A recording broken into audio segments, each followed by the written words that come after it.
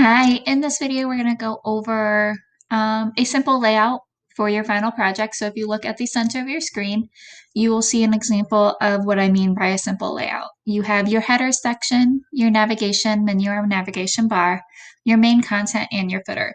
This is very similar blah, blah, to what we have been using. We've created our own like makeshift header section. We've used the top navigation bar. So really the only thing that we're adding is we're making these sections into classes. And then that way it's easier to translate from page to page. And it creates like a nice divide or division within your website. So I'm going to go back and forth between this slideshow and creating it actually on Glitch. So I'm going to tell you what to do, and then I'm going to tell you to pause it and then come back when you have done that step. So step one is to make a new glitch and to rename it. So you're going to click, first you're going to go to glitch.com and make sure that you are signed in. You're going to click new project. When you click new project, you're going to rename it to your last name dash final dash project. So I'm going to do that right now. I've already signed in, new project. I already have one called Taylor Final Project, and I'm going to be going back and forth to it. So I'm actually going to do this one called Taylor Sample Page. Once I finish doing that, that's when I'm going to tell you to pause and make sure that you are on that same step with me. So up in this left-hand corner, I'm going to change it. Control A, once you've clicked, we'll select it all and hit backspace. So Taylor, simple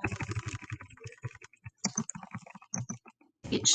There's going to be a few times that you might have to add like a 1 or 2 into this. If you get that notification where it says like it cannot load because of privacy or security issues, come up here and rename it by just adding a number. So what I would like you to do right now is to pause, if you've not done so already, create your glitch, and to rename it.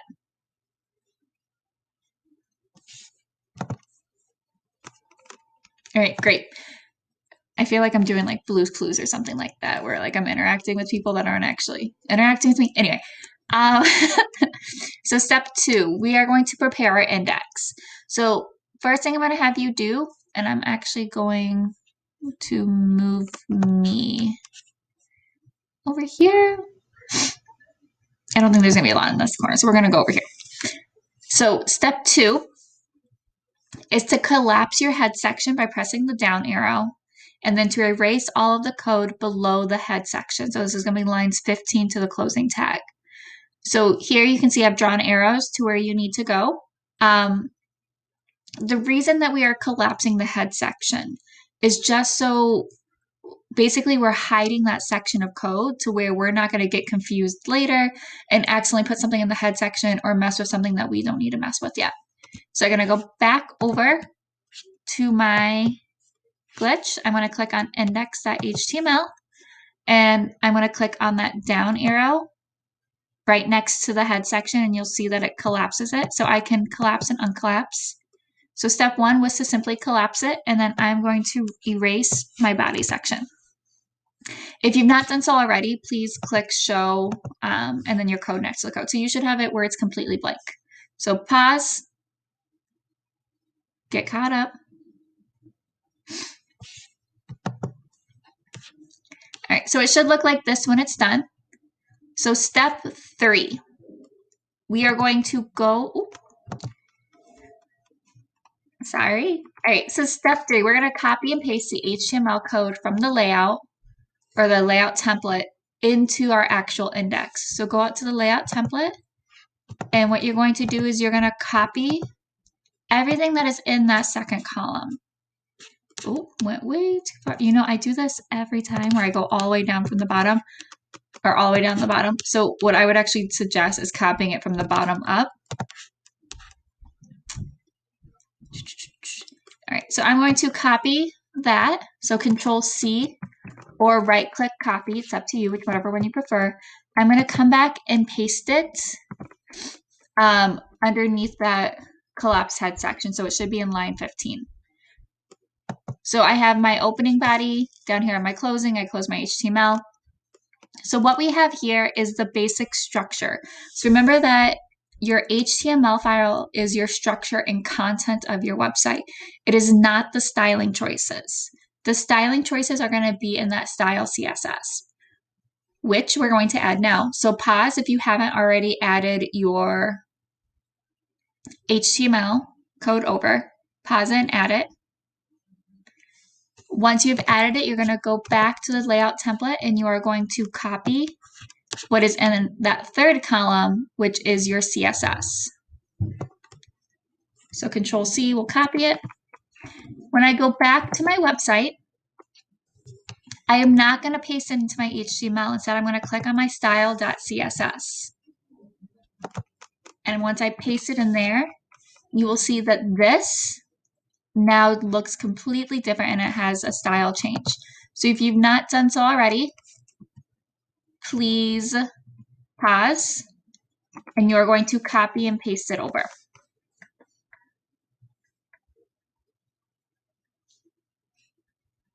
Right. So again, it should look like this. Style.css, you've pasted it in there. It now has a header, navigation bar, and footer. Notice that the main content area is not there, and I'm going to explain why when we get to the main content area. Right now, we are not going to worry about styling your page because there's going to be a more general one about how to style different parts of the web page that will apply to everyone and all of the different layouts. So this is specifically just for the layouts. We will do styling and how to change like colors and different fun things like that in a different video. So it should look like this. The next thing we're going to do is add new pages. Remember that when you're adding new pages, you should name the pages something that makes sense to your website. So I'm just going to do page 2 and page 3, just because I don't want to be too specific because this is going to be used by everyone. And I don't want to push people to add something that's not going to make sense. So if you are doing like your website about Chicago, maybe it's going to be like food.html, beaches.html, sightseeing.html, landscapes, I don't know. Make it something that makes sense towards your website. Pay attention to the spelling and capitalization because you will need to type it exactly the same way. So if you have, say, food.html and your F is capitalized, you need to make sure that that same F is capitalized later when you input it into your code. So I would highly suggest that everything is lowercase and then make sure I wouldn't get too complicated. Remember that there shouldn't be any spacings or anything like that. And the last thing is to make sure that it does end in .html. HTML is the file type, so if you don't have it named that way, when trying to open it up in the browser, it won't know what file it's trying to open. So let's do this right now. I am going to click on my index. You don't have to be clicking on your index, it's just easier for me. New file. So this website I'm making is going to be about my time in the quarantine. So I'm going to name page number 2 school, because I'm going to be talking a lot about what school has looked like or how it's changed to school.html. And I'm going to go ahead and add my next file, which has been my experiences.html. Double check. All right, it's spelled correctly. The .html. Perfect. Add this file. So pause right now. Get caught up. Add your 2 pages. Sorry, I have a runny nose right now. All right. The next step is to create your header. So your header is a section of this website. So it's the top up at the very top. Almost every website you go to has some sort of header because it's almost like, think about like the front cover of a book. That's what a header is for a website. It's that overview. It tells you what the name is, usually little important bits about it. So we're going to create our header first. So you will see, I don't know, I just said sorry. So you will see in lines roughly 17 to 21, if you've been following along, where it says anything between the following div class or div class tags will be displayed in the header section. Sorry, I'm wanting to make sure that I'm on the correct page. Okay. So right here, notice that you see an opening angle bracket, exclamation point, dash, dash. What that is that's a comment code or a comment within the code. that doesn't change anything on the websites, but a lot of times in very big projects, or if you are working collaboratively with anyone, programmers or coders will leave notes in the code to mark back and forth. And this is also a great way for you to help to start organizing your thoughts.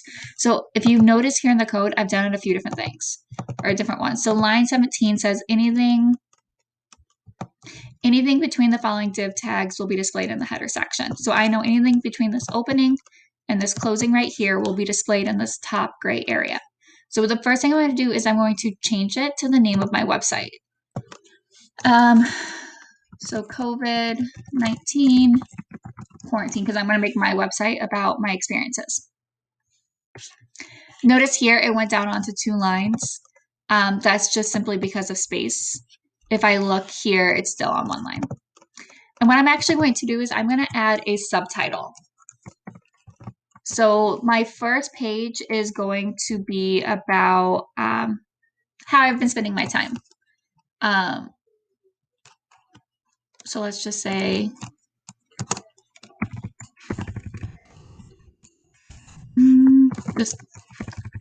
sorry, I left my storyboard over there. Activities.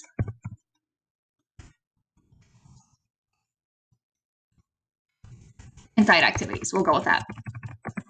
This is another reason why it's very important to have that storyboard with you, because that'll help you go quicker and avoid things like this. So inside activities, and you'll see it here. Oh, spelled it wrong. Inside activities. So you'll see here, it's displayed right here. So my title, slightly bigger, use the heading 2, slightly smaller. What's going to happen is I'm going to end up putting that same header on each page, but I'm going to change the subtitle here. So if you've not done so already, create your header section. So whatever you have in that top section, add it in there. So pause if you need to, make your header section.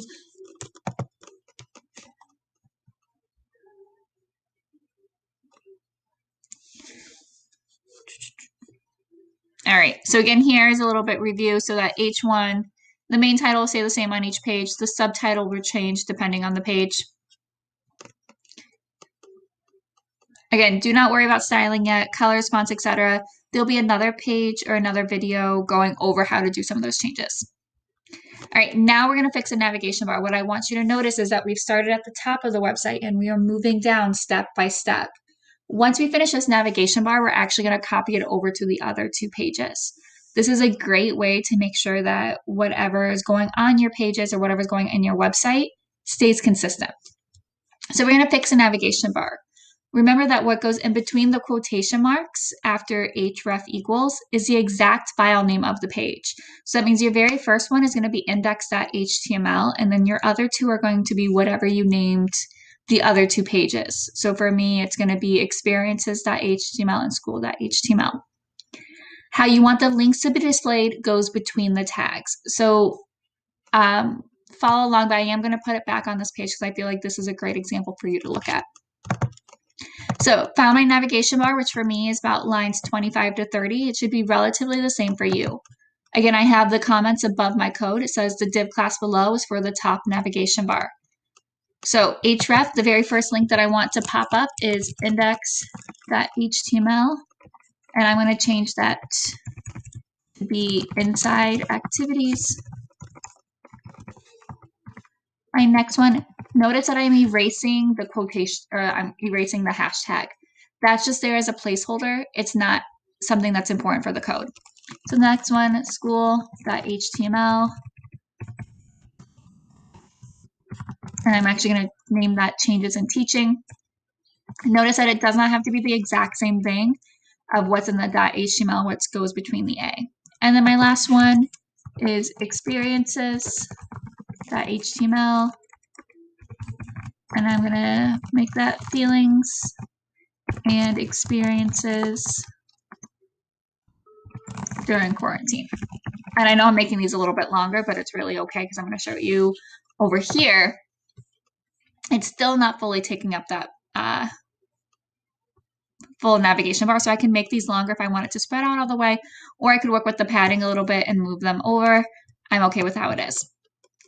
So then I have here Notice that everything is already opened and closed for you by copying that over. So pause here, fix your navigation bar.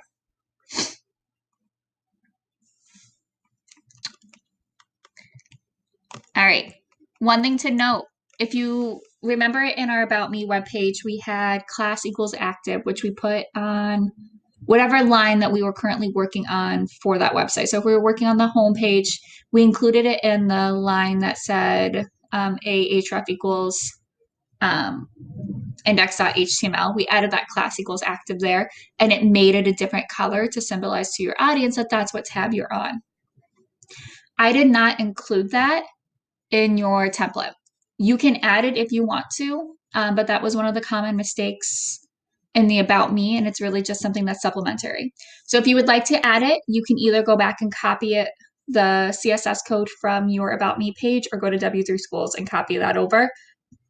Excuse me, just make sure that you change it to the correct line of code for each page, which means that, like, if I'm on my third page, it's not highlighting my home page. All right, so in step 8, we are almost there to where you guys can start doing whatever you want to do on your page. So step 8 is I'm going to actually copy everything in my index code. So you can select all, either hitting Control A, or you can use your mouse and Control, or select it all, and then you're going to copy it. For me, it's simply just hit Control A, Control C. Once I copy it, I'm then going to paste it into my second and third page. So for me, or for this specific website, it's going to be my school and experience page. So Control A, Control C, I've copied it. And now I'm pasting it into my other two. Once you've pasted it in, if you've not done so already, open one up in the new window. But what I would like you to do is to click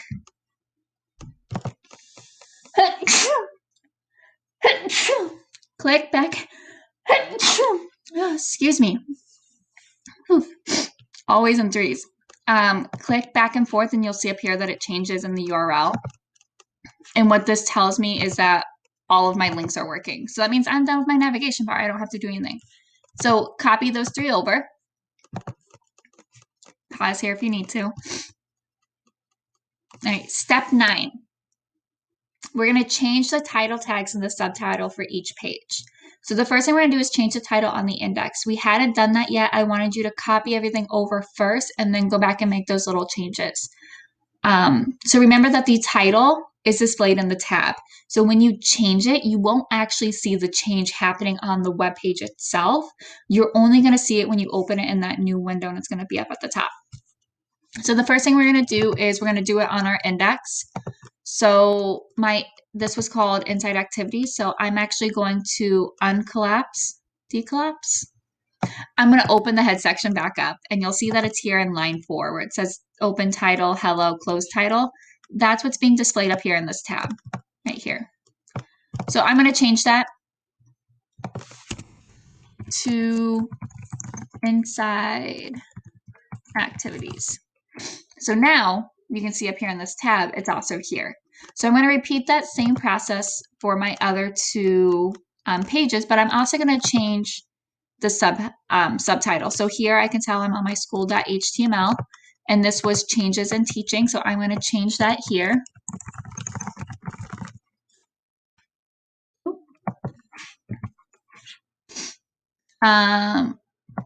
And then I'm going to change the title up here too, because I don't want it to be Inside Activities for each of my pages. I want each page to have something different in the tab. So changes in teaching. And I'm going to repeat that same process for step 3.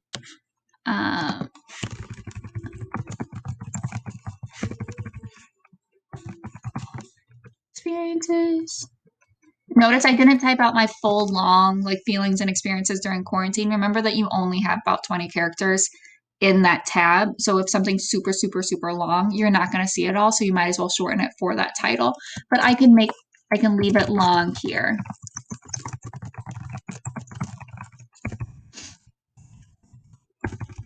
I'm having issues typing today. All right, so I have feelings and experiences during quarantine. So I'm going to go back over and look at my pages. So Inside Activities, I'm here. changes in teaching, changed here, feelings and experiences, changed here, and changed here. So I did go through that fairly quickly. Again, I'm going to leave it on this one. Take a second, pause it if you need to, change your title on your 3 pages, and change your subheading.